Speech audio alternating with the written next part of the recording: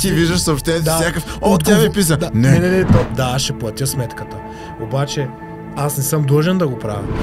Ти, мъжа, трябва да храни семейството, нали, да плаща абсолютно всичко. Жената, деца вика, цял ден е така да прави.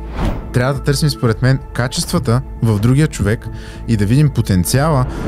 Няма смисъл. То няма емоционално привличане. За мен сексуалното привличане е тясно свързано с емоционалното привличане. Добре, ако искаш да продължаваме по същество. Всъщност, днеска, като така един пилотен епизод, решихме да засегнем една много интересна тема. И това е именно темата с отношенията между мъжете и жените. И по-скоро излишната война между мъжкия и женския пол. Нямаше ли да е безумната? Да е по-грабваща. Прощавайте, безумната война между половете. Старт. Това беше много трейлър. Да, това така, имам един скрит талант да рецитирам, но в момента няма да го представям.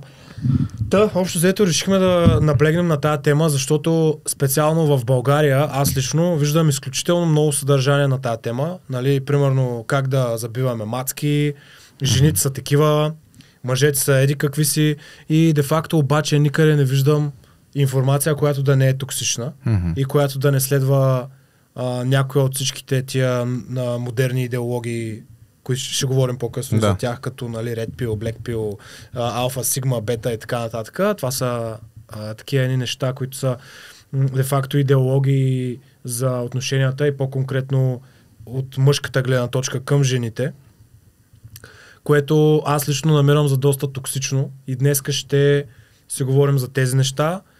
Много интересна тема, която засяга абсолютно всеки. Така че мисля, че ще бъде интересно. Да, и аз се надявам хората да успеят да се разпознаят в тази тема и да е пилотния епизод да постави повече въпроси, отколкото да даде отговори. Затова може би да започнем с нещото, което най-много оказва влияние в връзките в днешно време, а именно социалните мрежи. Изненадах ви всички. Никой не го е чул сега. Не, там е основното съдържание, за което ти говориш. И ако ти имаш поглед върху българското, аз имам доста поглед върху чуждоязичното съдържание и може би по нещата, които казваш, на 90% българското копира чуждестранното. И защо ги правим тези всички, не искам да казвам дисклеймери, но може би е добре да кажем уговорки в началото на епизода, че нещата, които представяме пред вас не са съвет, не са нещо от последна инстанция и не са нещо, което директно да приложите в живота си, защото имах много хора, които виждат, че някаква формула работи, като вид съдържание говоря, не вярват в това, което казват и просто превеждат онова, което са чули от някой друг, защото е просто известен ютубър, защото има 500 000 абонати и той се надява да направи примерно 10% от тия абонати, като преведе съдържанието на български. Нали, доста се шири и този токсичен вид съдържание и на Запад. И ние тук го взимаме и го копираме мотамо. Да, чисто не толкова като какво казваш, а как го казваш и маркетингово погледнато. Нали? Точно така. Да, съм абсолютно съгласен с това. Просто защото когато говориш неща, които са как да кажа, създаваш ти някакъв вид конфликт и това да виниш някого. Да. Това е някакси психологически влияе на публиката и на масите, че ти де-факто можеш тоест имаш по-голям успех да привлечеш повече аудитория. Относно как социалните мрежи влияят на отношенията, ако искаш да се върнем, да започнем от там, смятам, че може би това е хората постоянно се говори, че това е най-големият проблем на 21 век и така нататък, че социалните мрежи де-факто създават едно чувство на фалшиво чувство на изобилие. Но всъщност ти нямаш изобилие, ти стоиш зад едно устройство. И това по някакъв начин чисто психологически ни влияе по такъв начин, че ние се държим по различен начин в нашите отношения. Било то романтични или приятелски и така нататък. Просто това изобилие в кавички по някакъв начин ни влияе, докато по-скоро влияние от гледна точка на това да ценим повече хората, които са около нас. Някак си създават чувството на това, че хората са по-заменими. Да. Определено. Има много повече търсене и предлагане там. Да. И смятам, че са доста, нали, по принцип социалните мрежи могат да бъдат използвани според мен за много полезни неща, но често виждам, че влияят негативно на подобен тип, нали, смисъл от гледна точка на връзки, на това. Давам пример как примерно един мъж да се държиш с една жена или как жена да се държиш с един мъж. И ти дори да имаш някакви други убеждения, примерно си мислиш, че тоест имаш някакъв модел на поведение спрямо твоите разбирания, обаче виждаш нещо в риловете на Инстаграм, примерно. И по някакъв начин това ти влияе психологически. Ти си кажеш, вярно, те наистина всички са, нали, няма да казвам думата. Да. И почваш по някакъв начин да си пречупваш твоята призма през това, което си видял в Инстаграм и в с други социални... Да, и в YouTube мрежи, също. В смисъл, няма значение коя е социалната мрежа. Просто се забелязва как има супер много голямо влияние върху отношенията. Първо заради голямото търсене и предлагане. И второ заради това, че ти набива някакви чужди травми, чужди убеждения, които ти по някакъв начин пречупваш през себе си и почваш да се препрограмираш едва ли не. Да. За първата ти гледна точка, аз по себе си ще съдя, защото това е което винаги съм се старал да правя, когато публично изразявам някаква гледна точка, да говоря за своя опит и за неща, които съм преживял, вместо неща, които просто съм чул и повтарям като папагал и просто превеждам на български. От една страна, действително се създава много голямо усещане за това, че хората, които са в социалните мрежи, са твои последователи или ти следваш, са там заради теб. Тоест, това момиче, което се е снимало по този начин и теб те е привлякло, тя се е снимала заради теб. Но това не е така. Или някое момче е качило снимка на добре изглеждащото си тяло, да речем от фитнеса и така нататък, и това се е случило заради теб. Не, това не е така. Това са пак едни илюзии. Тоест, илюзията на избора е много страшна и може да ни накара да вярваме, че някъде е по-добре. Ние в социалните мрежи виждаме идеалните профили на хората, ние виждаме идеална тяхна версия, ние не ги виждаме когато са ядосани, не ги виждаме когато са тъжни, не ги виждаме когато са стресирани от дългия ден на работа, с разрошени коси и така нататък. Тоест, ние виждаме една част от тяхната същност и то частта, която те искат да представят пред хората. Ние с теб също го имаме това в момента. Тоест, ние не сме взели пижамите от къщи, нали? Ние сме сложили някакви малко по-представителни... Нали, аз не, ти но... айде сега. Но и двамата изглеждаме по някакъв начин, който ни допада и е приемлив за това да се показваме пред хората. Вкъщи, в собствената ми спалня, нали? Няма да изглеждам по този начин. И в един момент, в който ти, да речем, живееш с едно момиче и ти я виждаш във всичките й състояния и тя те вижда във всичките ти състояния, е абсолютно нормално и логично, когато ти сравниш това си състояние с едно съвършено такова, което ти виждаш в Инстаграм, да кажеш, там е по-добре, отколкото е тук. Да.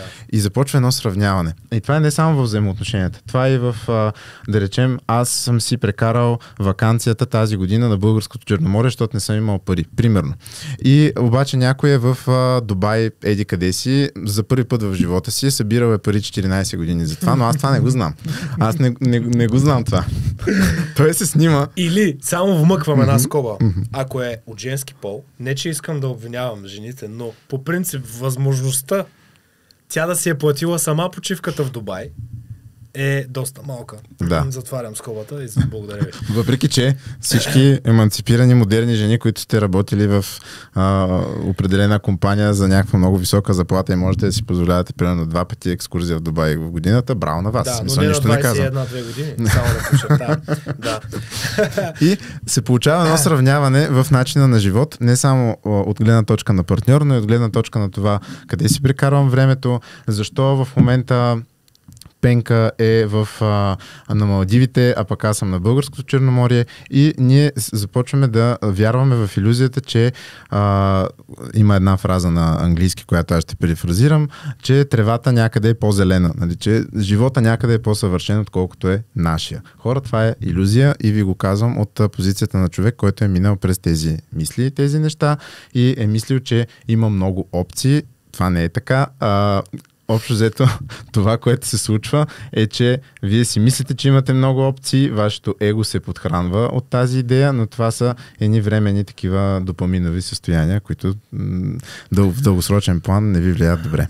Плюс това искам да вмъкна също, че има някои хора, които много добре успяват да излъжат чрез съдържанието, което качват, какви са в действителност. Тоест, например, вие сте в фаза, в която излизате срещите срещу положния пол. Много често, на мен примерно ми се е случвало да видя профил на момиче, много добре изглеждащо момиче, пишем си, комуникацията е перфектна и си казвам, нали, значи това има някой от среща, не е просто някаква снимка, има някакъв готин човек от среща, но всъщност когато видя на живо какво е цялото нещо. Тоест, искам да кажа, че един човек не можеш да го прецениш просто с една снимка, с едни плочки, с една кола, с една локация и така нататък. Тоест, един човек е много повече и ми се е случвало много пъти да попадам на такива идеални профили, но когато попадна на човека, е много далеч от идеално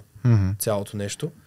И както ти каза, наистина хората показват една такава страна, т.е. може би някакъв много малък аспект, снимка от моментите, в които изглеждаш най-добре, когато си с прясна прическа, когато си напомпан след зала и така нататък. Проблема не е в това, че хората качват такива снимки, защото и ние го правим. Да. Проблема абсолютно. Е когато започнеш да очакваш хората в реалността да бъдат такива. Да. И оттам идва много голям проблем. Оттам идва това винаги да търсим партньора ни да е перфектен. Защото примерно всъщност гледаме едни перфектни лица, едни перфектни тела в Инстаграм, но аз не вярвам, че има някой, който е перфектен. Да, и аз така мисля, да. И това до някаква степен създава доста проблеми, защото ти виждаш реалността и си кажеш, добре, къде е това? Да. Къде е това? Значи, този човек го няма, значи другия го има, защото в Инстаграм е така, разбираш ли? Тоест, създава една такава илюзия за окей, нали, значи мога много лесно да дето не знам, ти спомена нещо за изобилие или нещо е такова. Да, че имаш много опции.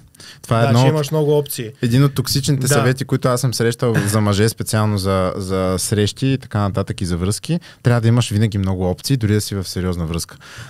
Ти ако си с този менталитет, ти никога няма да се посветиш сериозно на един човек и винаги ще гледаш в страни и ти никога няма да имаш увереност в себе си, в този човек и в отношенията ви. Да. Според мен даже за мъжете е окей да рискуват да нямат опции. И сега ще ви обясня защо. Според мен има и опции, това показва някакъв страх, според мен. Страх да останеш без опции. Страх да останеш без опции, което означава на практика страх да останеш сам. Страх да не бъдеш изоставен, защото де-факто, ако ти бъдеш изоставен и имаш опции, на практика ти не си, защото подменяш iPhone с друг iPhone. Да. Нали така? Да. Но ако нямаш опции, това е един такъв риск, който според мен един мъж е хубаво да поеме, от гледна точка, че когато влизаш в едни отношения е по-добре да тия страхове и така нататък да не им рубуваш прекалено много. Да. Тоест, това с опциите, аз го казвам, защото аз съм го играл този мач. Аз съм бил в много връзки. Аз съм в тази игра от много малък.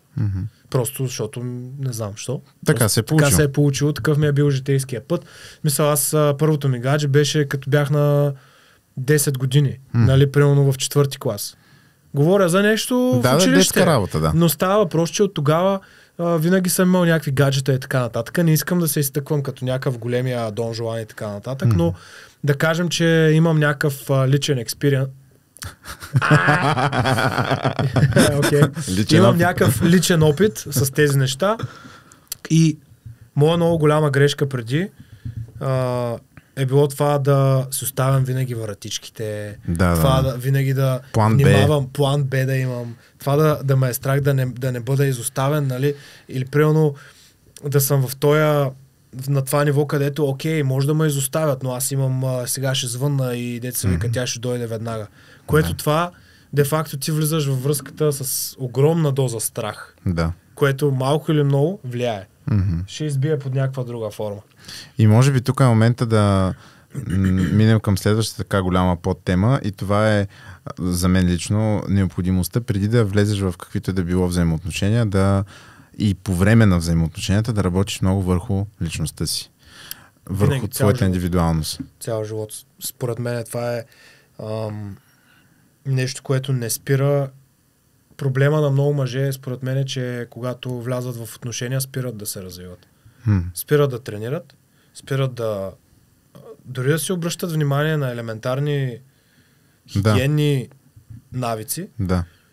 Спират да се хранят нормално, спират социален живот. Създават все едно човека до тях е единственото нещо, единственото щастие. Това ми се е случило. И на мен се е случило. И в един момент ти виждаш как повярвайте хора, жените искат точно обратното. Жените не искат, те не са тръгнали с вас, когато сте били с даден брой навици позитивни и не са особено хепи според мен, когато спреш примерно да правиш тия неща и почнеш да приличаш на тулуп, деца вика. И дори не са ли хепи, Мишо? Не. Не са хепи? Не. Ужас. Добре, това ще бъде хубаво предизвикателство. Ще бъде. И на мен ми сега ми дойде да кажа хубав челендж, но казах хубаво предизвикателство. Но го каза, така че едно за теб, аз съм на 4 за сега. Да. Трябва да си направим отдолу такъв като резултат на футболен матч. Да, ще си направим. Така че в действителност работата върху индивидуалността никога не спира и ние с теб сме си говорили и не пред камера за културата на пускането. Нали, това да видиш нещо в себе си, което не ти харесва или някаква своя черта или някакво свое убеждение, просто да го пуснеш. Нещата не работят точно така, защото може аз имах един така доста дълъг период, в който не бях във връзка и си мислих, че съм отработил доста неща и си казах, ето аз съм пуснал това, пуснал съм това. Нищо подобно. Нищо подобно, защото в ситуация, в която си с друг човек и това е съвсем различна индивидуалност и това не може да се сравни с нищо, което си преживявал до сега, т.е. може да се сравни, но не е хубаво да се сравнява, защото този човек не е там да ти плаща данъците на миналия негативен опит. Факт. Реално ти попадаш пред тотално нова ситуация, в която можеш буквално да се върнеш на ниво, на което си бил преди 5, 6, 10 години. Мислил си, че това си го преодолял, но те завихря по такъв начин живота, че отново се изправяш пред него. Има един друг аспект, че всеки човек някак се изкарва неща от теб, които може би никога не си виждал. Има хора, които по такъв начин ти влияят, които могат да изкарат от тебе агресия, ревност, повече тревожност. Има хора, които изкарват някакви неща, които са били до сега в сянка и не си им обръщал внимание. При мен, аз абсолютно всеки път, след всяка една връзка, след всяка една раздяла, защото смятам, че по принцип след раздяла за мен има нужда човек от период на възстановяване. Раздялата е просто както все едно да имаш рана. И трябва някакъв момент, известен период, раната да зарасне. И след всяка една зараснала такава моя рана, аз съм си казвал край. Нямам никакви проблеми повече, отработих това, отработих ревността си, отработих агресията си, това да се държа по кофти начин, това да се репча за щяло и нещяло на жената до мене, при което идва нова жена в живота ми и аз виждам неща, които дори на пръв поглед изглеждат по-силни от преди. Тоест, понякога съм се чувствал все едно не съм преживял и съм преодолял неща, а напротив, нищо не съм преодолял. Тоест, всеки един човек изкарва някакви определени неща от душата си, дето се вика. И просто е неизбежно за един човек, без значение дали е жена или мъж, да рефлектира малко или много върху тия неща и да се опитва да ги променя. И как се променят тия неща? Първо е окей да човек... Първото нещо според мен да бъде осъзнат. за вътрешния си свят. Я кажи какво значи да бъдеш осъзнат, защото нали, на мен и на теб може би от някакви години се занимаваме с това, четем за това, опитваме се да го прилагаме в живота си, къде е успешно, къде не, това е ясно. Но за някой, който за първи път попада на това видео, като му кажеш бъди осъзнат, той ще каже добре, много хубаво, но какво значи това на практика? Според мен да бъдеш осъзнат означава да знаеш аспекти от себе си, които винаги си ги имал, през целия си живот си ги имал, но в един момент просто си кажеш, добре, аз сега защо? Забелязваш твои поведения, забелязваш твои убеждения, реакции, начини на мислене, някакви перспективи, които си имаш, мирогледи за живота, за хората. Добре, задаваш си въпроса, примерно, окей, защо аз реагирах така? Може би нещо имам някакво убеждение на заден план, което по някакъв начин е стимулирало тая моя реакция. Да. Пример ти давам, аз имам такъв навик от време на време да, дори не се усещам, но от време на време с близките ми имам навика да им се репча. Да. Имам навика да им влизам остро и да им влизам на контра. Аз също. Което аз преди смятах за нещо нормално и не му обръщах внимание. Тоест аз не съм бил осъзнат. И в смисъл такъв, че просто не знаех, че го правя. Тоест до някъде осъзнатостта според мен означава да си една идея по-буден за това какво правиш, какво мислиш, какво се случва около теб и така нататък. Ставаш просто по-буден. Просто си, ние според мен масово хората сме заспали на много голям процент и на много малък процент сме будни за много неща. За вътрешния си свят, за външния свят. Понякога сме прекалено много в главите си, в мисли, в тревоги и така нататък. Това е според мен осъзнатостта и това да осъзнаваш тия неща. Като дори малък процент от хората, които са осъзнати по някакъв начин, са осъзнати през цялото време и нали, тук може би е хубаво това да споменем, ние не се имаме за будни или такива, които през цялото време са някакви безгрешни и така нататък, или някакви от 1% от населението, които са много готини. Да, не сме монаси или някакви духовни гурута, които ще ви продават лечебни камъни. Текстове, които като прочетеш, тук мога да наредиме ни камъчета. Да. Като прочетеш текста, ако мога да ги накараш да летят, аз съм напълно за. Мисля, това от маркетингова гледна точка би било супер. Чакай, извинявай, само искам да вмъкна нещо, докато не съм го забравил. Също така осъзнатостта според мен означава, когато си в едни отношения, нали знаеш как обикновено хората първосигнално обвиняваме другия. Винаги обвиняваме другия. Примерно аз ревнувам от приятелката ми, пример давам. Така. Тя е виновна. Никога не си ти виновен, че имаш ревност и защо имаш ревност. Разбираш ли? На първоначално тя е виновна, тя е причината, тя е черна, тя е гадна. Ти си прав, бе. Ти си прав винаги. Да. Обаче може би осъзнатостта също е да разбереш, че ти може да не си прав. Да. Нали? Тя може да прави неща, които те афектират. Добре. Okay. Въпреки, че това е малко, нали, не е много българска дума, но ще го прием. Може да прави неща, които по някакъв начин стимулират ти да изпитваш ревност. Да. Но главно аз смятам, че тези емоции човек сам може да си носи отговорност за тях. Именно. И когато ти видиш, че тази емоция не е в човека, е в тебе, ти тогава вече си стъпка напред и можеш да взимаш някакви действия, ти да работиш със себе си, с това да променяш този вид реакции емоционални и как може да ги променяш, защото нали, всеки говори емоции, но никой не обяснява как. Всъщност емоциите защо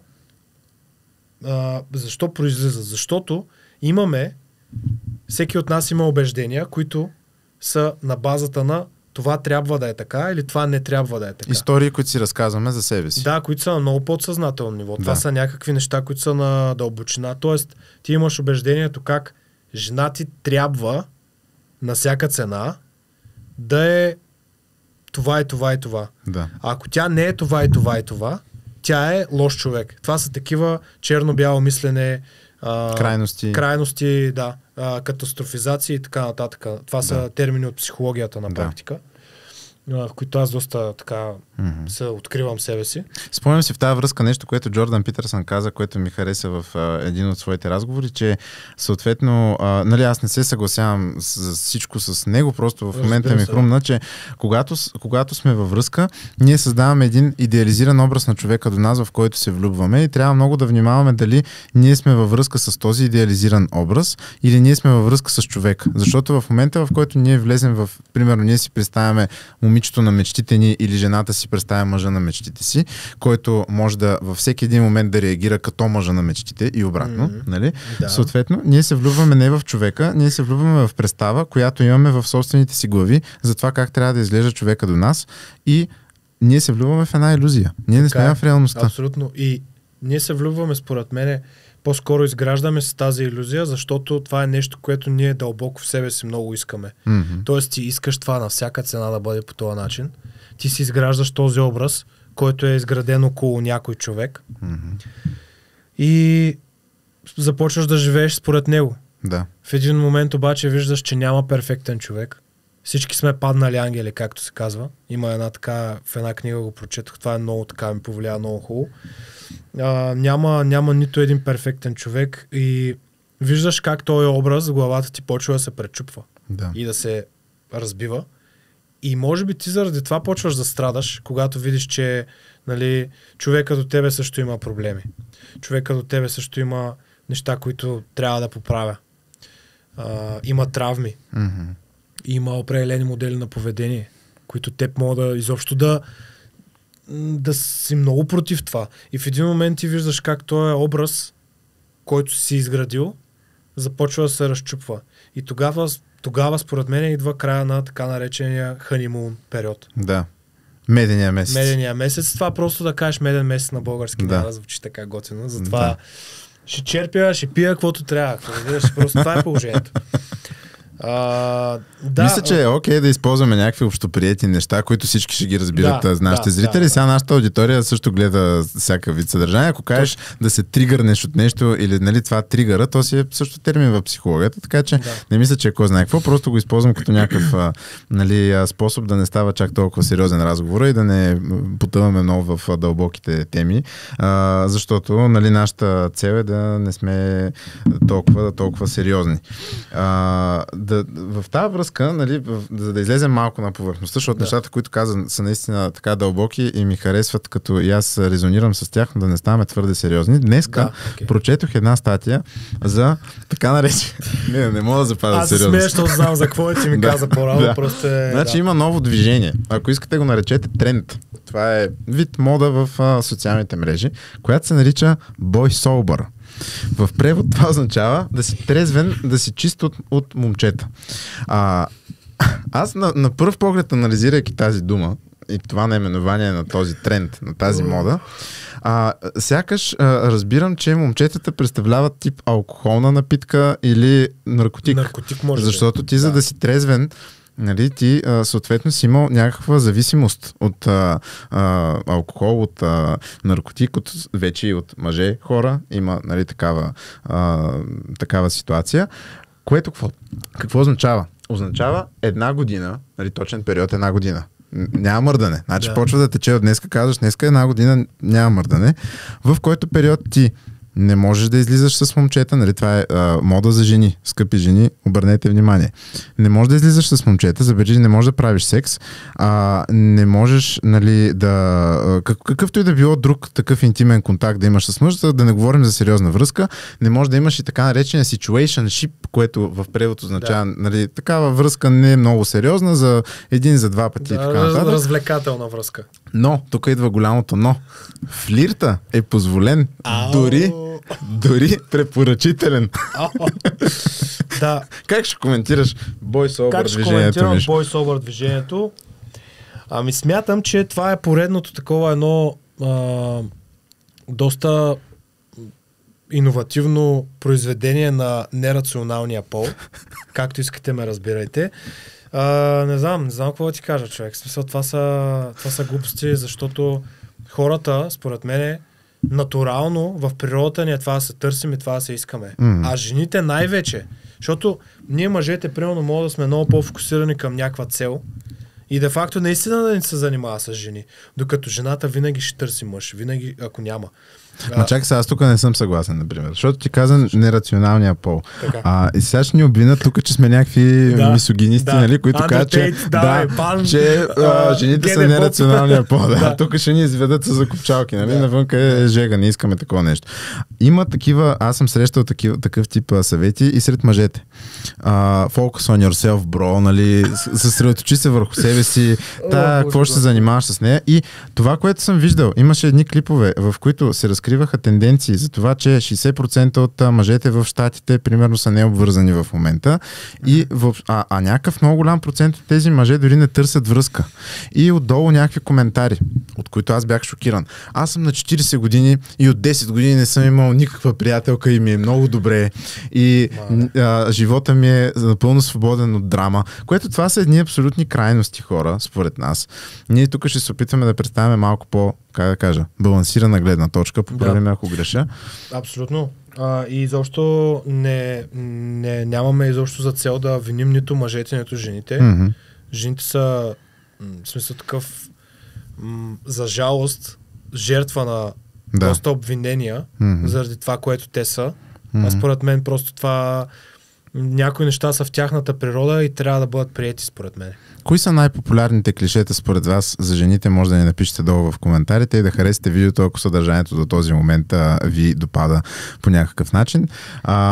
И да се абонирате за канала. Не знам това с камбанката дали още върви, а мисля, че вече не е модерно. Добре, хубаво. С камбанка. С каквото има камбанка. Така, бъчва. Музикални инструменти и така. Бой собър движението, за да затворим тази тема. Разбира се, за мен е окей, ако решиш в някакъв период да не се занимаваш с връзки. Да, може да си имаш някаква, да речем, планирано някакъв крайъгълен камък период, етап в живота си, който да кажеш, не, аз да речем искам да се концентрирам, да си взема изпитите или да отида в чужбина или да се опитам да се изкача в иерархията на работа, в което няма нищо лошо. Но това, което забелязвам и с приложението Threads също в Instagram, е, че става много популярно да си споделяш лични истории пред много хора и тези много хора отдолу да започнат да коментират как да се правят едни генерализации от една история, как всички мъже са такива или всички жени са такива. Пример, нали, някакво момиче да речем качва, което за мен е от чисто юридическа гледна точка, защото съм адвокат, нали, по какво се познават адвокатите и веганите, нали, те сами ще си кажат, няма нужда да ги питате. От юридическа гледна точка е супер гадно да качиш кореспонденция с някого. Под каквато и да била форма, дори да не му се виждат лицето и името. Абсолютно. Ти правиш скриншот на някакъв чат и качваш, вижте това какъв е тапак, нали? Се започва едно колективно оплюване и усмиване на всички мъже. Защото те, видите ли, не може ли да общуват или те общували по някакъв начин. Същото го има и при мъжете. Вижте тая каква е, нали, ти не искаше да кажеш думата. Тоест за мен това е грешно. От социалните мрежи ни дават, да се върнем малко на тази тема, ни дават възможност ние да споделяме каквато си искаме гледна точка и какъвто си искаме личен опит. Но моля ви хора, не дейте да правите генерализации за всички и за да се настройвате срещу цял един пол, нали, говорим за безумната война между половете, да се настройвате срещу цял един пол заради една индивидуална история на някого. Да, и дори, според мен, дори тази история да е твоята история, дори това да ти се е случило на теб, пак не е редно според мен да генерализираш, че всички са такива и всички ще направят тая мръсотия, която този човек ти е направил. Да. Тоест, това е според мен също безумие. Наистина. Което е трудно. И това не се случва. Нещото, което исках да добавя, когато ти говориш за осъзнатостта и за това да си променяш убежденията. Това не се случва изведнъж. Това се случва в много ситуации последващи, в които веднъж ще успеете, веднъж ще се провалите. Веднъж ще успеете да реагирате по нов начин. Веднъж обаче ще реагирате по някакъв... В момента ми се случва това нещо. Осъзнавам по край връзката си неща, които знам за себе си, но те се изявяват в много голяма степен. Мислил съм си, че съм ги преодолял и от това, не знам при теб дали е така, автоагресията ми към самия мен се увеличава. Защото аз си казвам, добре, това нали го минах. Този урок нали вече го знам. Защо се връщам на него? Но очевидно, ето имам още какво да отработя. Ще се проваляте в това нещо, ще успявате. Празнувайте си победите, когато се случи, колкото и да са малки. Т.е. колкото и малко да успеете да си мръднете реакцията от обичайната, това е една малка победа и е много ценно да имате до себе си партньор, който също е склонен да прави това нещо и да ви разбира тогава, когато вие сте му показали, че осъзнавате, че искате да работите върху това нещо. Сега не говорим, нали, той да я пребива и тя да е такава, ма той да работи върху себе си, нали? Той слуша подкаста Самопомощ, всичко е точно, нали? Той ходи на терапия, примерно. Не. Тук не говорим за такива крайни видове токсични поведения, говорим за това, което Мишо каза, да реагираш по-остро, да проектираш неща, които са в собствената си психика върху другия човек, да го обвиняваш, да не поемаш отговорност за собственото си поведение. Това са все поправими неща, според мен. Така е. Но също ще отворя една скоба по тази тема. Когато каза да си празнуваме малките победи, това наистина е така, но понякога трябва да бъдем много осъзнати, защото някои стари навици много лесно могат да се върнат. Тоест, когато ти, да кажем, отработиш даден тип поведение, е хубаво ти да продължаваш да движиш в тая посока, да не си кажеш, окей, аз съм вече перфектен и всичко е наред. Напълно съм съгласен. И другото е, примерно, защото аз буквално, между може би сега е момента, в който е хубаво да поясним, че двамата сме в сериозни връзки. Тоест и при мен е имало такъв подобен тип моменти, които, както каза, понякога почваш да се самобичуваш за това. Нали, аз съм self-help, прочел съм 500 книги, всичките стоицизъм и будизъм, медитирал съм 1000 часове. Обаче тук идва момента, в който е хубаво човек да практикува малко приемане, ама на дълбоко ниво да се приемеш, че си просто човек. Да. Че просто ти може би цял живот ще се опитваш да промениш някои неща и няма да можеш. И това някак си на мене ми даде така доста ми стана по-широко около врата от гледна точка, че ако сега в момента покажа някакъв подобен тип токсично поведение, аз не се самобичувам след това. Аз казвам, окей, аз работя върху това, давам всичко възможно и се приемам и приемам, че мога да не го променя никога. Защото някои неща няма да можем да ги променим. Някои неща са много дълбоко вкоренени в психиката ни, в гените ни, много дълбоко. Аз исках да отворя една друга така подтема. Защо мислиш, че... Не, чакай, ще се формулирам пак въпроса. Според теб, защо връзките в днешно време не са успешни? И какво според теб е успешна връзка? Именно това, което си говорихме преди малко, да работите заедно върху нещата, върху които трябва да работите и двамата и всеки от вас индивидуално. Това е първото нещо. Това е успешна връзка, да имаш разбиращ партньор до себе си. Второто нещо е да даваш достатъчно свобода на другия да се изявява индивидуално, защото аз примерно съм човек с много индивидуални изяви. Да кажем, този месец имах, да речем, представяне на книга, ходене на научна конференция, просто давам примери. И да кажем, този подкаст, който ще излезе в някакъв момент, но го снимаме този месец, но ще излезе в някакъв момент. Нали? Тоест, това са все неща, които са част от моето ежедневие, които аз обичам, харесвам и искам да продължавам да правя. Ако човека до мен е окей с тази моя изява, това за мен е прекрасно. В смисъл, това направо ми пълни душата и да ме ще я кажа съпортва, да ме подкрепя и да ме насърчава в тези мои изяви, вместо да се опитва да, как да кажа, привлича вниманието ми постоянно върху себе си. Естествено, аз се опитвам да правя също спрямо другия човек, защото до сега съм попадал в връзки сериозни, все с хора, които са имали много интереси, също като мен. На мен това ми е интересно, аз затова се влюбвам в този човек, защото тя примерно се занимава с много неща. Защото има личност среща. Именно, защото тя е цветна, има своите интереси, успешна е примерно в тези интереси. Аз се влюбвам в страстта на момичето, което си преследва интереса. Тя също, нали, в моята. Да. За мен това са двата компонента на успешната връзка и третото, сега ще прозвучи клиширано, но комуникацията. Да мога аз свободно да изкажа това, което ме притеснява, това, което в момента ме тревожи, ядосва и ме кара да реагирам по някакъв начин. Добре, относно темата на тази стигма, как мъжете не трябва да показват емоции, не трябва да показват слабости, едва ли не за да бъдат уважавани от жените, мислиш ли, че това е малко една такава глупаво клише, според мен, защото според мен, ако един мъж има смелостта да се изрази и да си сподели емоциите, според мен това е изключително мъжка черта. Ти да можеш като мъж да кажеш, виж сега, чувствам се по този начин, не ми е добре. Дай нещо да направим, разбираш ли ме? Можеш ли да ми помогнеш по някакъв начин? В този аспект се чувствам слаб. Тоест, ти покрай самото действие да си покажеш слабостите и да покажеш, да кажеш на жената, виж, имам тия и тия страхове. Според мен това оттам идва голяма мъжественост и голяма сила, защото се изисква смелост, за да го направиш това. Какво мислиш по тази тема? Аз бях много в този филм, включително наскоро, че не трябва да си показвам емоциите, че трябва да съм по-здържан, защото аз в принцип съм много емоционален човек. Естествено, не казвам, че трябва да бъде в крайност и постоянно да си някакъв човек, който хленчи, нали, и си казва проблемите, но когато в действителност имаш някаква травма или нещо, което те тревожи, или нещо, което е очевидно, че ти пречи, е много ценно да имаш до себе си човек, при когото да отидеш и да кажеш точно това, което ти каза. Виж, чувствам се по XY начин, смятам, че това се дължи на това, това и това, но за целта трябва преди това да си извървял предишната стъпка, за която говорихме, именно осъзнатостта. Да си се запитал, защо аз се чувствам така, кое в миналото ми ме е накарало като негативен опит аз да си разказвам тази история за себе си и как мога да го променя.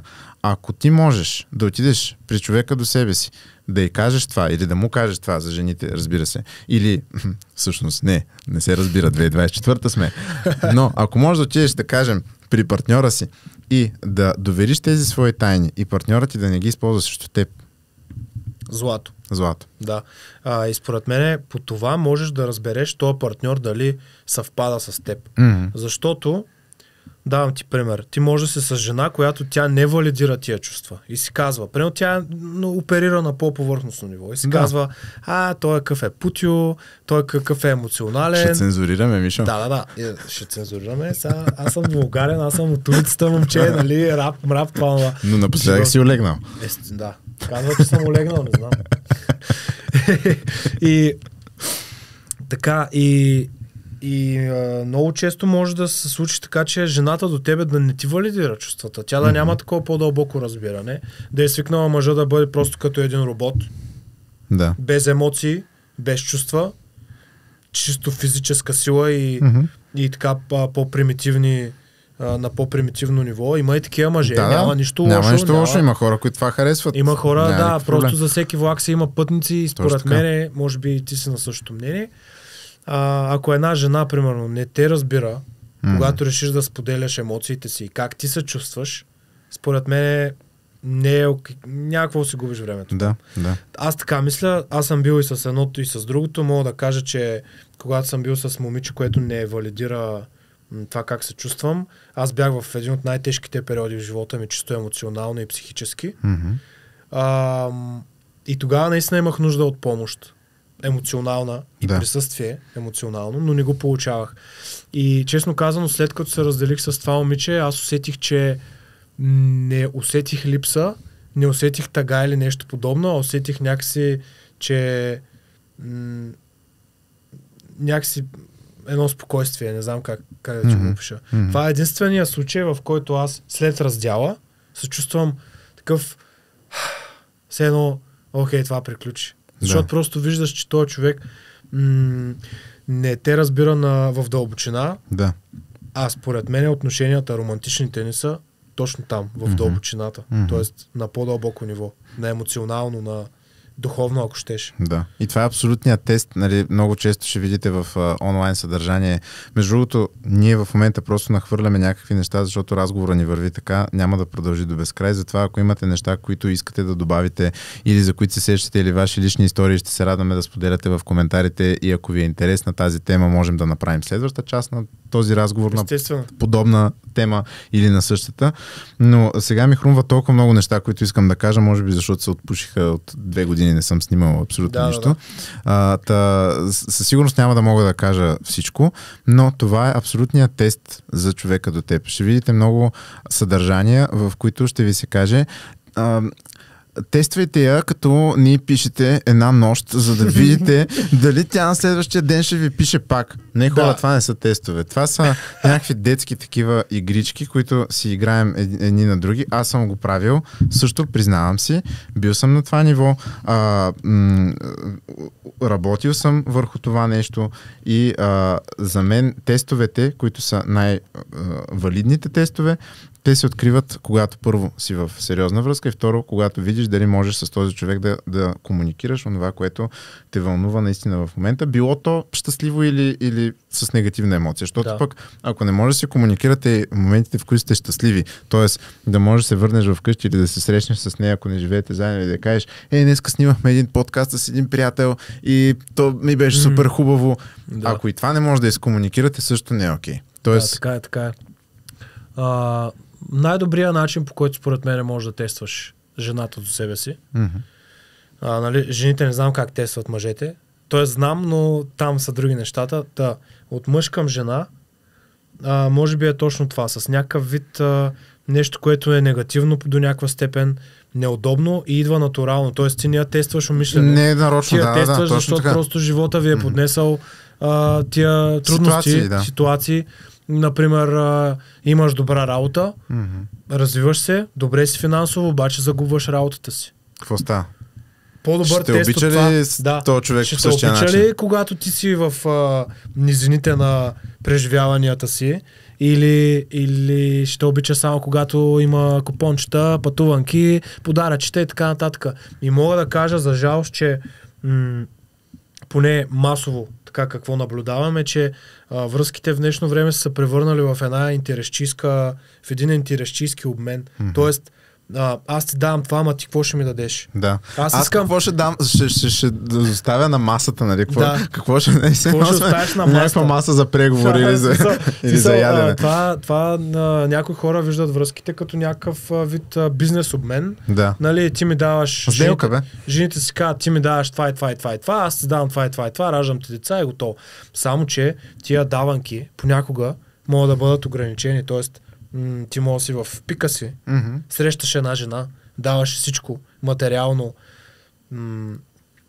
дори като настроение, като емоция. Обаче има периоди, в които ти нямаш настроение. Ти не се чувстваш добре. Ти нямаш пари. И така нататък.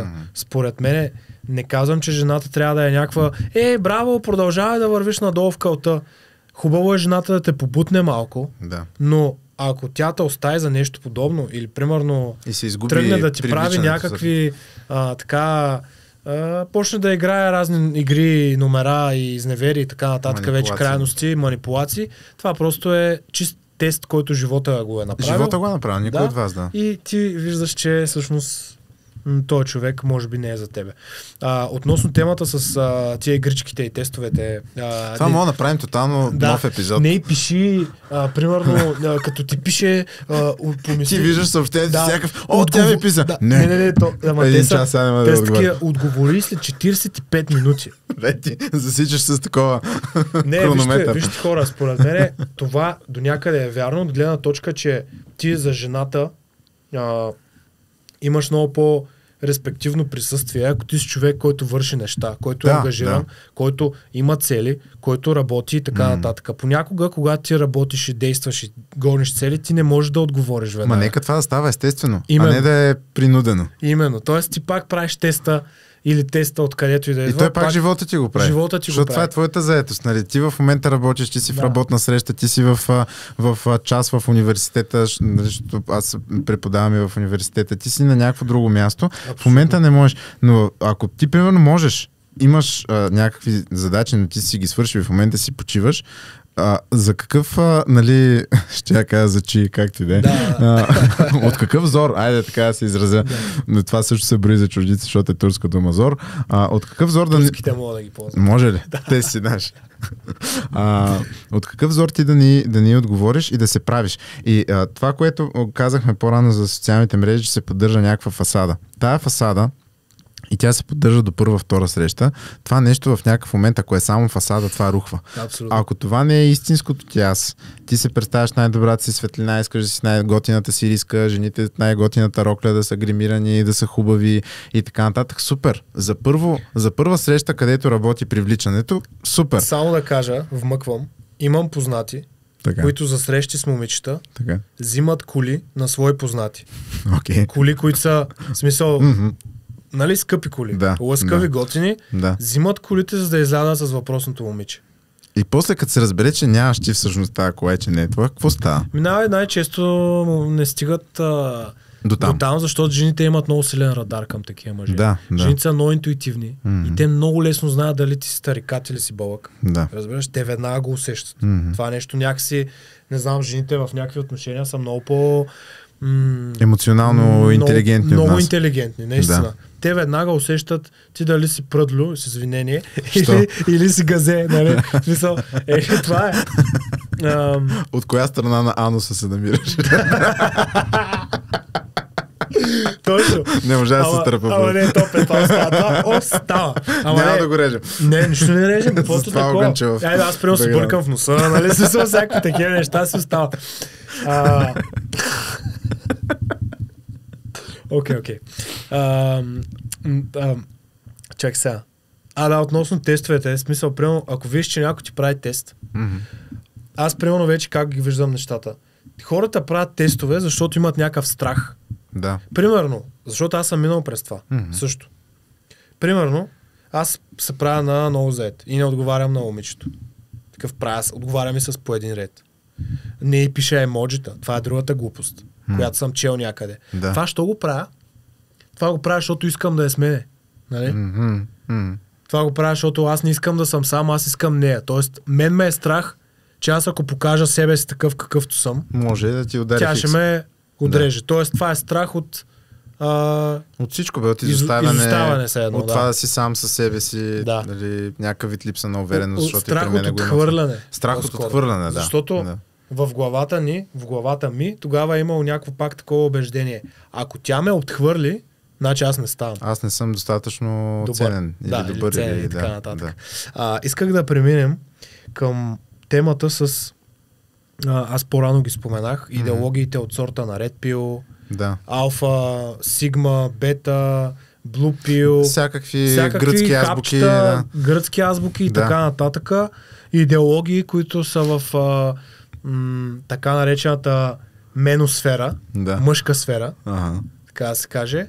И според мен... Това има ли още с менопауза или това са две различни това е другото, да. Синонимно, ама... Това са мъже с менопауза. Ами да, може би мога да ги нарека така, да. Това като 40 годишния, дето нямало 10 години приятелката. Да, нещо такова, да. Общо взето тия идеологии са създали повече конфликти, отколкото да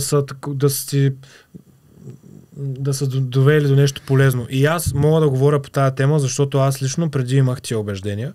Аз преди така постъпвах във връзките си, в периодите ми на срещи, когато съм имал, нали, сериозни, несериозни отношения, всякакви, аз съм действал според тия принципи.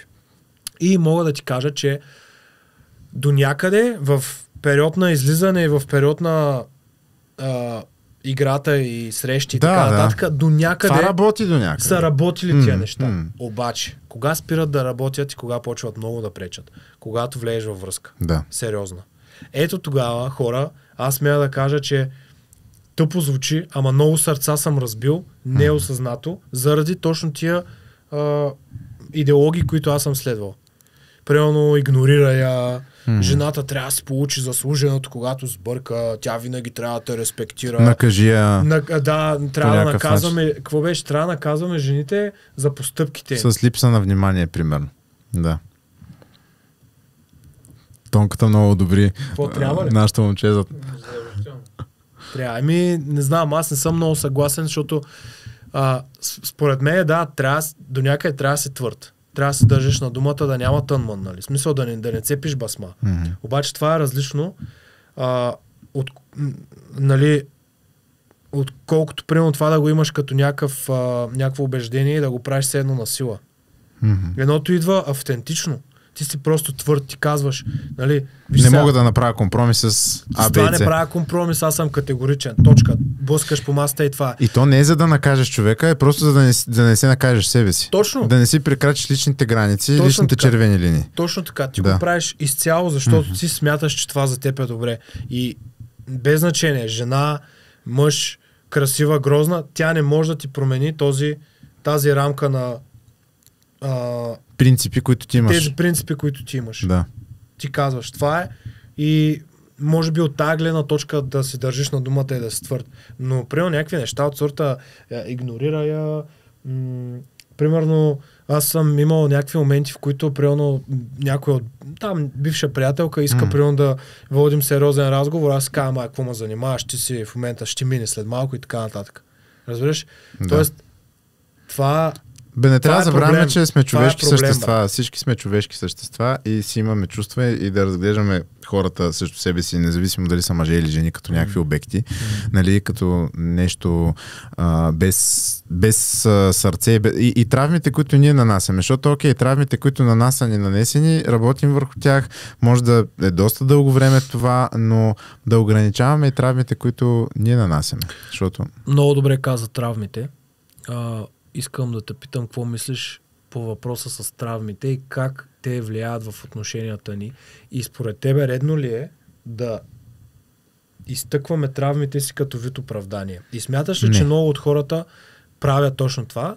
Изтъкват травмите си като оправдание за дадено поведение, за което те не искат да вземат отговорност? Не е добре, само ако кажеш, на мен ми е нанесена травма, аз съм си такъв, не мога да ме промениш. Да. Това не е окей. Но ако кажеш, аз имам такъв и такъв негативен опит и случвало ми се това и това нещо, от това нещо аз съм си направил тези изводи и според мен това е нещо, върху което имам да работя, тогава това не е оправдание. Това е признание. Това е факт. Факт. Аз ти давам един факт за себе си и те приканвам двамата да работим върху това. Нито те карам ти да поемаш отговорността за това, нито казвам, че твое нещо, върху което ти трябва да работиш. Ако искаш, много ще се радвам да ми помогнеш. Но и съответно аз изразявам готовността да ти помогна на теб в такава ситуация за теб, нали, защото ако само, нали, върху травмите на единия се работи, това за другия не е окей. Истината е, че всеки има травми. Да. И аз по-скоро споменах от гледна точка на това, примерно, някой се държи по даден начин и казва, това ми е травма, аз съм, нали, това ми напомни за травмата ми и така нататък. Това е едно да кажеш, аз днес съм в гадно настроение, защото Венера е в Марс. Нали? Да, травмата не е оправдание по никакъв начин и според мен хората в днешно време обръщат прекалено много внимание на травмите ни и това ми е травма, пък онова ми е травма и така нататък. В крайна сметка, това са неща, които са се случили много отдавна. И те не са никъде освен тук, в крайна сметка. И да, факт е, че това нещо работи. Има някакви последствия, но не може да бъде оправдание за кофти поведение. И в момента, в който го осъзнаеш, вече то се превръща в някакъв избор, осъзнат. Ти дали да продължаваш да постъпваш по този начин травмирания или да започнеш да постъпваш по някакъв нов начин, който другия човек не е дължен да ти плаща данъците на травмите. Абсолютно. Нали? Това тук не говорим за мъж-жена. Тук говорим в момента... Тук говорим за, нали, общо хора. Хора, нали, да, човешките общо, неща, абсолютно. Независимо от пол, местоимения, които ползвате, скъпи зрители, съответно различни видове названия. Нали, има, това е другото нещо, което исках да засегна в взаимоотношенията между другото. Днес си го мислих сутринта, че всички тези условности, които ти спомена по-рано, които много приличат на сделка, защото естествено, отново, аз съм адвокат и ще си го кажа. Аз като се занимавам по занятие с човешки отношения и виждам колко много его може да има в каквото и да било, в семейни проблеми, в разделяне на някакви имоти, дори в отношения между търговски дружества, нали, пак някакви хора ги управляват. Тоест, зад всичко са човешките отношения. И тогава, когато се случи това, аз нося това на масата, ти трябва да носиш онова на масата, се активират онези основни разбирания, които в днешно време много се подкопават, а именно разбиранията за пола и за ролите, социалните роли на половете. Много добра тема, между другото. Затова исках с тебе да обсъдим. Днеска си го мислих, докато си вървях към офиса, да те питам, дали мислиш според теб, че това нещо влияе също на отношенията, онези неща, които ни се набиват, може би, от десетилетия, за различните социални роли, които различните полове трябва да имат и ако ги нямат, те не са достатъчно годни да бъдат наричани мъже или да бъдат наричани жени? Ти де-факто в момента ме питаш тази стигма, която я има дето викаш от десетилетия, тати носи, мама меси. Говори за тази стигма, че мъжът трябва да е. С други думи, ако не мога да си оправя колата, защото аз от коли не разбирам, разбирам от право, но от коли не разбирам, това означава ли, че аз не съм достатъчно мъж? Виж сега, както казах по-рано, смятам, че има за всеки влак си има пътници, смятам да кажа. Всеки си има различни разбирания за тия неща и спрямо тях се намира човек и партньор, който действа спрямо тия неща. Според мен лично, това са неща, които са от живелици. Наскоро водих един разговор с една жена, която твърдеше, че тя никога не плаща сметката. Тя никога дори не си помисля да се вземе чантата и да плати. Което за мен спрямо моите разбирания е глупост. Защо да не плати сметката? В смисъл, какъв е проблема? Аз не разбирам, наистина. Тоест, аз разбирам това, че ти като мъж и като капацитет ти да правиш повече, да имаш тая мъжката енергия, да постигаш, да късаш, да мачкаш, нали, тестостерон и така нататък. Имаш до някъде повече капацитет да правиш повече финанси, т.е. ти си силния пол, можеш по някакъв начин да бъдеш опора, да бъдеш сигурност, което жените търсят в мъжете. Супер е, това е прекрасно, но това не означава, че чисто от финансова гледна точка жените, примерно, не трябва по никакъв начин да се включват в така общите разходи. И също така, много хора бъркат сигурност, протекция, защита и така нататък, че това са изцяло материални неща. Това не са изцяло материални неща. Това има ментална сигурност, духовна, емоционална, финансова също така, което също е важно. Аз не казвам, че не е важно, но просто има много нива на сигурност, които жените търсят. И един следващ етап, който на мен ми се е случва, един следващ етап на този вид разбиране е започването да се съизмерваме за това в момента кой колко получава и това, че примерно мъжа не може да изкарва колкото жената или по-малко от жената. Това според мен пак са такива. Има периоди, особено когато сме млади, в които пробваш се на една работа, пробваш се с един бизнес, пробваш да започнеш да развиваш нещо. В някакъв период, аз не казвам ти да си някакъв лентяй, нали, да си стоиш вкъщи, тя да изкарва всичко и така и да носи. Но говорим за едно разбиране. Говорим за това да гледаме общата картина и да видим този човек, защото ако аз плата сметката днеска, това е супер. За мен прекрасно. Прекрасно. Аз съм платил сметката. Обаче, ако аз съм спестял 14 дена, за да мога да изведа на среща и да плата сметката, това не означава абсолютно, че аз мога да предоставя финансова сигурност. Така е. Тоест, какво опираме? Отново да не правим генерални заключения от някакви малки действия. Защото може много да се заблудим с това нещо. Ако сме хора, които търсим финансова сигурност в това, кое плаща сметката, сме сбъркали. Трябва да търсим, според мен, качествата в другия човек и да видим потенциала в това той дали ще се развие до там, че да стигне до момент, в който може наистина да ме изведе на вечеря, примерно, и да плати сметката. Или аз съм направил един акт, от който акт от тук нататък аз съм... И също това, между другото, освобождава и мъжете от отговорност, ако аз съм платил сметката, ти кой искаш сега? Ама не, виж сега. Аз това съм се оговорил с специалист, с психолог съм се оговорил. Това е в отворен разговор. Значи, никой не е длъжен на никой.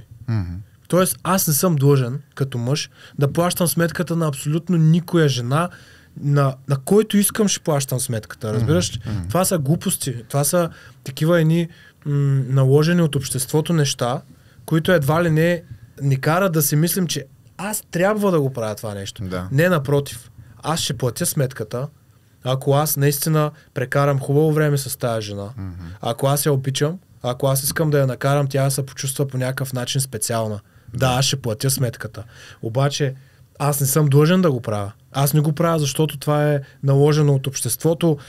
Ти, мъжа, трябва да храни семейството, нали, да плаща абсолютно всичко. Жената, деца вика, цял ден е така да прави. Даже съм против. Няма нищо лошо в това. Пак казвам, аз се старая с моята приятелка, аз да плащам много голяма част от нещата и го правя.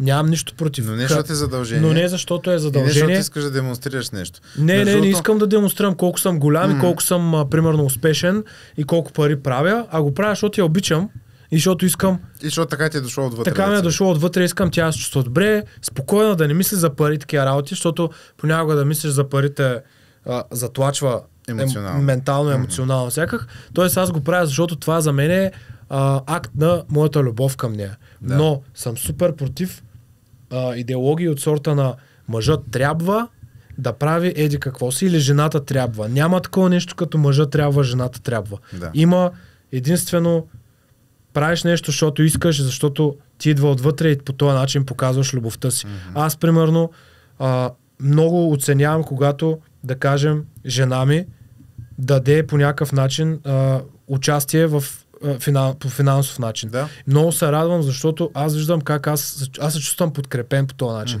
Как тя по този начин с това действие ми казва, виж, спокойно, не си слагай цялата тежест на себе си, аз също съм тук, аз ще подкрепям, разбираш ли?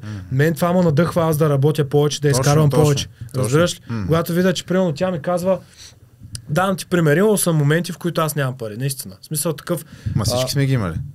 Аз ти казвам, аз съм бил на 0. Да. И приятелката ми казва, окей, няма проблем, дай да ходим на еди кое си място. Защото аз примерно съм искал да отидем на това място. Тя казва, окей, дай ще отидем. Отиваме и тя плаща сметката. Аз не се чувствам по-малко мъж от това. Не се чувствам с по-малко самочувствие. Аз пак отивам с вирнат нос и пак я гледам в очите, разбираш ли?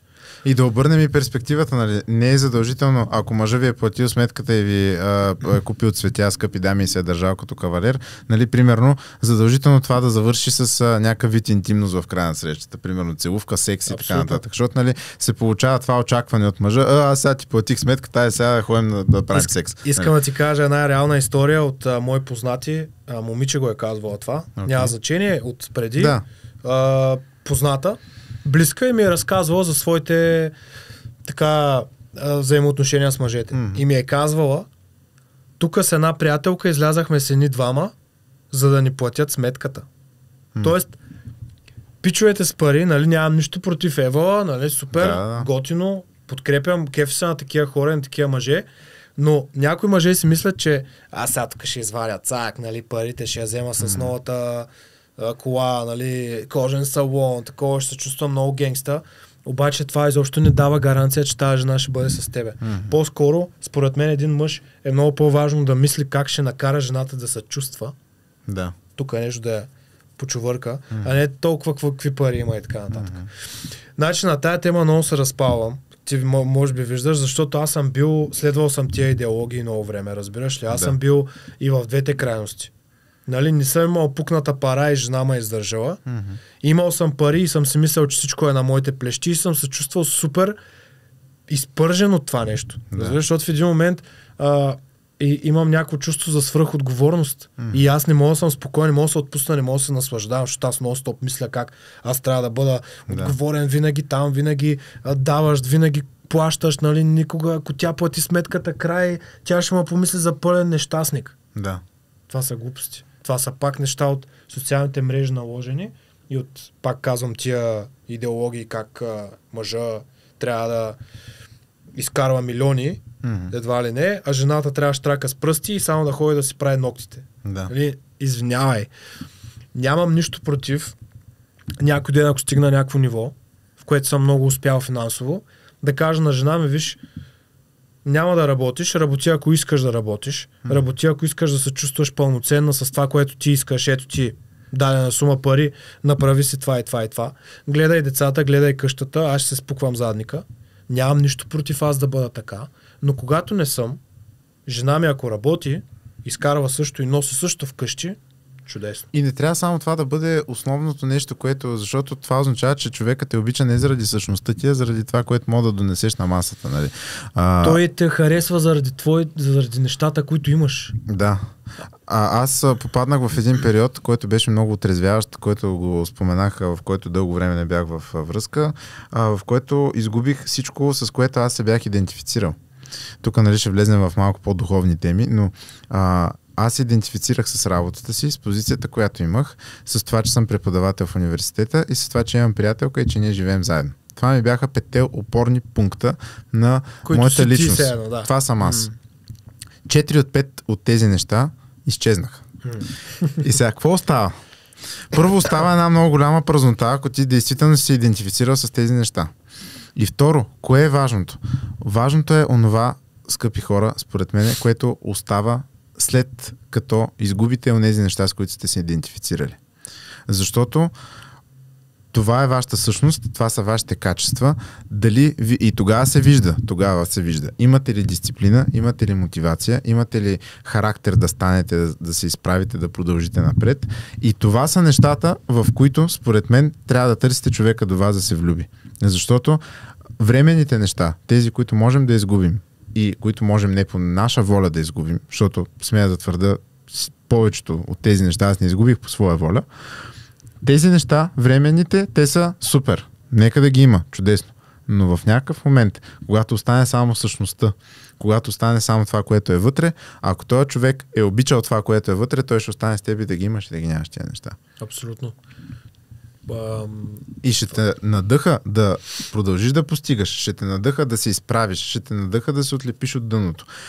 Ще те разбере в този момент. Нали? Няма да каже, добре, ти ходи там, реви във ъгъла, нали? Аз ще се грижа за всичко, но ще работите заедно и няма да те остави, дето викаш ти по-рано, заради това, че да речем в момента твоята стойност се е понижила. Нали? Това е една друга глупост, която е нали, пазарната стойност. Вече започваме да се разглеждаме хората, започваме като обекти на пазарна стойност. Дори напоследък чух нещо за сексуална стойност. Тоест ти да имаш стойност на сексуалния пазар. Много добре, много добра смяна направи към това, защото тък му си мислех да сменя към тази тема. Какво мислиш за точно тая за активността в сексуалния пазар при мъжете и жените, или казано на по-прост език, кой колко бройки има и според тебе трябва ли да бъдат обвинявани жените заради това, че примерно имат бройки колкото. Сега не знам какво е много и малко, защото е относително, но да кажем една жена има така общо по приятия принцип много бройки. Смяташ ли, че тая жена я прави с по-ниска стойност, според тебе? Първо, аз ще говоря от собствената си перспектива. Реално това нещо аз лично за себе си никога не съм го гледал като определящ фактор, защото със всеки нов човек, с който съм интимен, аз съм интимен все едно от ниво едно. В смисъл, това е някакво за мен ново свързване, това е нов вид комуникация, това е нов вид изграждане на отношения, това е компонент от вашите отношения, но е нещо, което вие изграждате наново. Все едно си градила една сграда, да, ти имаш някакъв предишен опит, обаче човека, който е вече до теб новия човек, той може въобще да няма нищо общо с опита, който си имал преди, да има тотално различни неща, които харесва тотално различни неща, които предпочита и твоя така наречен опит да е нали, тотално сринат. Какво като го имаш? Нали? Ако ти не можеш да се свържеш с този човек в началото. Така че тук много е важно за мен лично какво издава това като качество.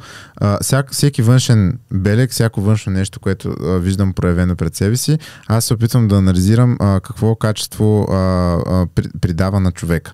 Ако тя е имала много партньори, защото се е чувствала валидирана само в момента, в който тя е имала с кого да преспи, за мен това означава липса на увереност в себе си и за мен това е така наречения червен флаг. Мога да направим видео с червени флагове. Червени флагове в мъжете и жените. Ако искате да направите такова видео, пишете ли в коментарите. Това ще е много забавно. Мога даже да го направим някакво по-раздвижено такова, някакво по-смешно. Пародийно. Но ако тя имала пълноценни връзки, които по някакъв начин са приключвали и има повече опит от мене, това няма да ме комплексира и мен като мъж. Защото смятам, че тези неща не трябва да бъдат най-определящи, а трябва да бъде най-определяща връзката, която имате помежду си и това, дето е вътре. В смисъл, това вътре, ако не съвпадне, ако то не каже цък, защото не иска да каже, ако не кликне, а ако не каже цък, няма смисъл. То няма емоционално привличане. За мен сексуалното привличане е тясно свързано с емоционалното привличане. от жените към мъжете. Да, ма да ти кажа обратното. В смисъл при мен е... При мен също. При мен лично това е, защото ние сме по-емоционални. Да, може би да. Ние сме някакво. Аз също, за да имаме сексуално привличане към някой, трябва нещо вътре така емоционално да имам. Да те разпали, бе, да. Да, относно това с бройките, моето мнение е, че многото бройки нито при мъжете, нито при жените говорят за добра хигиена, емоционална и не само, защото е гадничко. И смятам, че показват по някакъв начин някаква липса, която този човек търси да запълни чрез даден акт. Дали ще е наркотици, дали ще е някакъв ухолен живот, дали ще е прекомерен секс. Нали? Всичко в прекалено големи количества и в компулсивни поведения, когато стане, нали, без значение мъж или жена, според мен не е окей и показва някакви други проблеми, към които, които е хубаво да имаш предвид. Да. Тоест, несигурност, необходимост от валидация, липса на вътрешна увереност, нали, но да се разбере каква е причината. Много интересна асоциация бях чел наскоро. Ставаше въпрос за хора, които, нали, имат така много богат сексуален опит към количество и бройка. И пичагата го обясни последния начин. Това да правиш секс с много хора е като всеки ден да ядеш някаква гадна храна Макдоналдс. Обаче пътите, в които ти си отишъл на скъп ресторант и си ял хубава, качествена, топ наистина храна, това са моментите, които ти ще помниш. Ти няма да помниш пътите, в които си ял на Макдоналдс. Какво означава това? Че идва един момент, в който многото количество е за сметка на качеството. Тоест, аз давам пример от себе си. Мога да кажа, че аз съм имал такива преживявания сексуални преди в живота си, които аз в момента дори не си спомням, че съм ги имал. Тоест, те са абсолютно като един сън, който съм сънувал и просто е изчезнал, разбираш ли? Да, ти си друга личност. Пътите, в които аз реално си ги спомням, те са много малко. Спомням от гледна точка, че съм получил някакво удовлетворение. Емоционално и всяко. Всичко останало просто е даже неща, които аз даже все едно не са ми се случили. Да. Тоест, според мене, прекомерната бройка, без значение мъж или жена, говори за някакви определени вътрешни липси и такива терзания, с които хората се справят, защото малко или много това е пак е вид бягство. Да. Защото ти докато си в този акт, както с наркотиците, както с алкохола, както с този тип субстанции, това пак е нещо, което те кара да спреш да мислиш. Да. Тоест затова някои хора го употребяват прекомерно, така да се каже. Така че моето мнение е, че няма значение мъже или жени. Според мен е висока бройка, прекалено висока бройка, казвам. Да. Не е окей и даже смятам, че искам да оспоря също една теория, че, нали, мъже така, много мъже искат едва ли не жена им да е девственица и да не е имала партньори преди тях. Според мен е хубаво и жената да е имала партньори, защото малко или много тя има повече увереност в себе си. Да. И тя по този начин ще ти носи по-голямо удоволствие, когато вие имате. Имаш и база за сравнение, нали? Знаеш какво ти харесва, какво не ти харесва, знаеш по какъв начин може човека срещу тебе да те стимулира физически, емоционално, ментално и така нататък. И това, което засегна за зависимостта, че е някакъв вид функция на егото и бягство от реалността, за мен също по този начин може да, ако ти си свикнал така, с постоянни полови актове да получаваш някакво удовлетворение, сега виж всякакъв съм голям мъж или жената, виж колко съм хубава и така нататък, ти по този начин може да натовариш човека, с когото си в сериозна връзка, в смисъл на това да искаш постоянно това. Нали? Тоест, ти постоянно да искаш да се случва нещо интимно между вас, за да можеш да си валидираш ти, че вие все още сте заедно, че вие все още се обичате, че вие... Нали? Тоест, това може да се превърне и в една пречка ти да осъществиш някакви задълбочени отношения с някого като сериозна връзка. Да. Съгласен съм. И това много се корени от семейството и от това как ти си видял вашите, според мен, и как се случили нещата във вашето семейство, защото нашите връзки представляват до голяма степен една проекция на това какво за нас като малки сме видели като дефиниция за любов, как се отнасяли помежду си, нали, примерно мама и тате. Аз не мога да говоря в този аспект, защото при мен има, нали, физическо отсъствие на баща, който е починал преди да се родя. И съответно аз не мога да видя динамиката каква е била на отношенията между мъж и жена, като мама и тате, нали? Което също си има своите дефицити, също си има своите последствия. И за мен другото нещо, което трябва да се изследва, когато тръгваме да влизаме в такива зависимости и се опитаме да избием някакви липси, е това какво ни е липсвало в семейството. Защото, примерно, на мене, в този подкаст, хора, ще съм някакъв тотално искрено и лично. Тук няма, нали, Миглена Ангелова, обаче, или Наталия Симеонова, обаче сме искрено и лично тотално. Много ясно. Без филтри, без нищо. Да, само с осветление. Понеже на мен, примерно, като момче ми е липсвало присъствието на бащата като мъжка фигура, аз е трябвало да си изграда поведение за това как трябва да се държи един мъж сам. От това да си щипвам от тук, от там някакви черти, които на мен са ми харесали, примерно в дадено мъжко поведение. Естествено и от моите естествени постановки. От това как аз на мен ми идва отвътре да се държа. Но от друга страна пък ми е донесло и много, първо, липса, и второ, и липса парадоксално и на женско внимание. Защото когато майка ти е била човека, който трябва да носи в къщата и да играе ролята на двама родители, което се е случило при мене, защото майка ми никога не е разчитала на други партньори, които тя се закачи за някого, който да носи в къщи пари и така нататък. Тя се опитала да поеме ролята на двамата родители, включително и финансово. И до голяма степен това ми е липсвало като дете нейното внимание, защото тя се прибираше късно, работеше до късно и така нататък. И това съм го виждал съм го видял в себе си като недостатък, че аз се опитвам да се валидирам с женско внимание. За тези опции, за които говорихме по-рано. Така че хора, когато се опитвате да сте осъзнати за своето поведение, вижте каква е динамиката и в семейството ви, и защото там тръгват доста травми. Според мен. Абсолютно. Между другото, аз не знам защо имам някаква такава динамика, която ми се случва. Жените, към които аз съм привлечен и имам сериозни отношения с тях, имат някакъв проблем с бащите си. При мен също го има. Което е много странно. В смисъл такъв, че много е странно и смятам, че семейството и това как дадения родител действа и какви нещата, които прави, до някъде изграждат на едно дете представата за този пол. Тоест, защото на тебе първият ти пример за жена е майка ти, първият ти пример за мъж е баща ти. Логично. Тоест, давам прост пример. Баща ми, примерно е алкохолик. Да речем.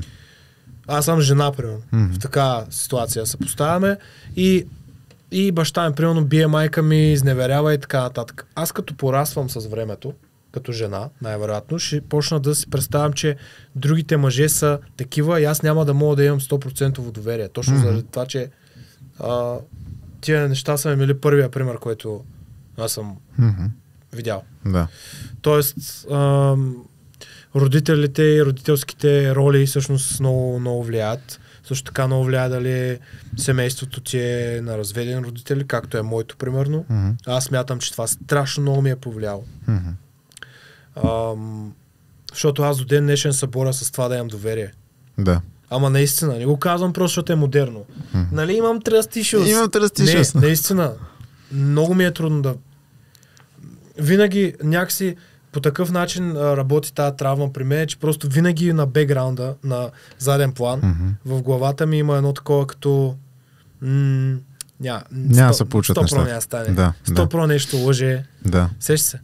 И това е наистина проблем. Имам предвид, това е нещо, което аз се боря, така да се каже. Нали, с това да имам доверие. И защо, ако тръгваме да сме осъзнати за травмите си и за това как влизаме в взаимоотношения, според мен трябва да се обърнем първо към детството си, нали, звучи много фройдиско, но е така, и към това как се отнасяли родителите ни и каква е динамиката в семейството, защото може да няма родител, както, нали, в някакви случаи, може да има присъствие изявено само на единия родител, може единия родител да е настройвал детето срещу другия родител, може пък семейството да е било супер здравословно, нали, може пък 150 неща. Да, така, това всъщност с здравословното семейство също не е гаранция, защото пък на второто ниво вече идва средата, в която израстваш. Да. Така че тоест, ето, примерно аз и ти, да кажем, сме имали някакъв вид проблематични семейства, неперфектни, здрави, здравословни и така нататък, но ето, че аз и ти, примерно, сме тръгнали на един такъв път на развитие, на промяна, на деца вика разваляне на магията, както се казва. Което не е лесно. Което никак не е лесно. Въобще подгответе се, че няма да ви е хич лесно, ако тръгнете по пътя на това да си наблюдавате мислите, да си откривате травмите и да бъдете супер честни със себе си за тези травми, защото аз докато стигна до нивото да мога да говоря спокойно пред публика за тези неща, съм минал изключително много периоди, в които не съм можел да говоря и ми се стягало гърлото, физически не съм можел да говоря на тези теми изобщо. Така че подгответе се за нелек път и ако искате да направим епизод за отношенията в семейството, защото това е цяла дълга тема, ни пишете долу в коментарите и може би да се ориентираме вече към попривършване на... Не може, аз исках само една тема, която сега ми възникна в ума. Темата относно телефоните и това нали, хора във връзка, чатовете, дали си пишат с други хора и така нататък. Примерно аз съм имал в моите връзки такива много токсични моменти, в които, нали, се стигало. Нали, преди като бях по-малък, се стигало до четене на чатове, разбиване на пароли, нали, следене в социалните мрежи, кой с кого се следва, кой каква снимка е харесал и така нататък. Какво мислиш на тая тема? Мислиш, че това няма общо с реалността или до някъде е нещо, което трябва да се взима предвид? Вижте, аз гледам да не го правя, когато съм в сериозна връзка, да си пиша с други момичета по този начин. Тоест, ясно е кога се опитвам за мене, ясно е кога се опитвам да флиртувам с едно момиче, кога просто, нали, има нещо, което, да речем, е общо в момента помежду ни. Сме си разменили сме си 2-3 думи. Да, нали? Окей. В това аз гледам сам за себе си да поддържам хигиена на контактите и смятам, нали, приключил съм всякакви такива мисления дори човека до мене дали си пише с някого и да тръгна да му проверявам телефона и така нататък. На мен се случва на мен да ми проверява телефона. Аз не съм проверявал на никого телефона, нали? Но преди ме е дърпал това, все едно аз не искам да го гледам този нейния телефон, защото мога да излезе нещо, дето не искам да видя. Сега е по-скоро не, аз искам и осъзнавам и поддържам, че имам доверие за това, че тя поддържа същата хигиена, която поддържам и аз. Не го знам, нали, не съм на 100% убеден, но искам да й гласувам това доверие, защото иначе няма смисъл. Иначе аз ако вляза в този тип менталитет, аз ще подозирам за абсолютно всичко. В една връзка няма смисъл да си нямате доверие, защото това не е връзка, това се превръща в една размяна на манипулации, нали, общо взето. Да. И няма защо ти да си с този човек, ако ти не му вярваш, че той не си пише с някого интимно и сексуално и не се среща с някого и така. Даже, нали, ако мога да завърша с тази темата на отговора на твоя въпрос, с един цитат, който приятелката ми си беше качила на стори, всъщност миналата преди 2-3 дена и много ми допадна. Да вярваш на някого и да се страхуваш от това, че той може да ти изневери. И двете изискват това да вярваш в нещо, което не мога да видиш. Твоя избора на кое от двете неща, които не мога да видиш, вярваш. Точно така. Да. Така аз задах въпроса, защото аз съм бил жертва на подобен тип мислене и на подобен тип страхове. Да. Защото в миналото ми съм имал подобен тип история, в която съм чел такива неща. И просто, нали, не искам да споменавам травма отново, но имам някаква лека травма свързана с чатове, телефони и така нататък. Но всъщност в момента просто се боря, по-скоро не боря не е правилната дума.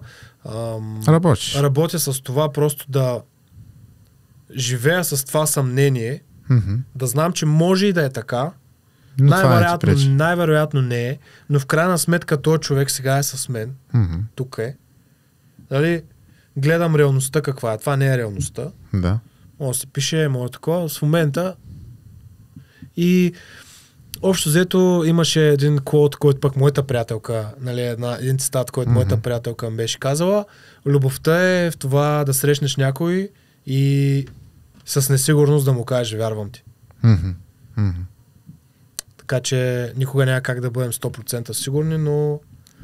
Но можем да правим най-доброто от себе си. Да, но при всички случаи това да бъдеш като агент 007 вреди на теб най-вече и на другия човек и на връзката. Брат, ти ако си агент 007, нямаш проблем с жените, аре стига. Мисля, ти си най-топ пичето от мъжка гледна позиция. Ти даже някакви мъже искат да ти скачат, аре стига. Така е. Добре, мисля, че добре го приключихме. Добре ли го приключихме? Да, ние се похвалим, че те хората няма да напохвалят ми, поне ние да си кажем. Да. Хора, много благодарим за всички, които гледаха до края. Това за нас е голяма чест и благодарност. Пак казвам, абонирайте се за канала, харесайте това видео и оставете коментар, за да кажете дали ви е харесало това съдържание. Благодарим наистина още веднъж за всеки, който е изчакал до края на този епизод и е гледал всичко това, което сме казали. Пак и дори в част от нещата, които сме говорили, да сте се разпознали, за нас това е успех. В момента мисля, че двамата сме стигнали на етап, на който просто искаме да бъдем полезни. Ако сме полезни, супер. Ако не сме полезни, искате да ни хейтите, пак супер. Ние сме Давайте хейта, искаме хейт. Искаме хейт от хора, особено хора, които нищо не правят с живота си. Обожавам това хейт. Добре, благодарим ви и ще се видим в следващия епизод. Чао, хора. Чао.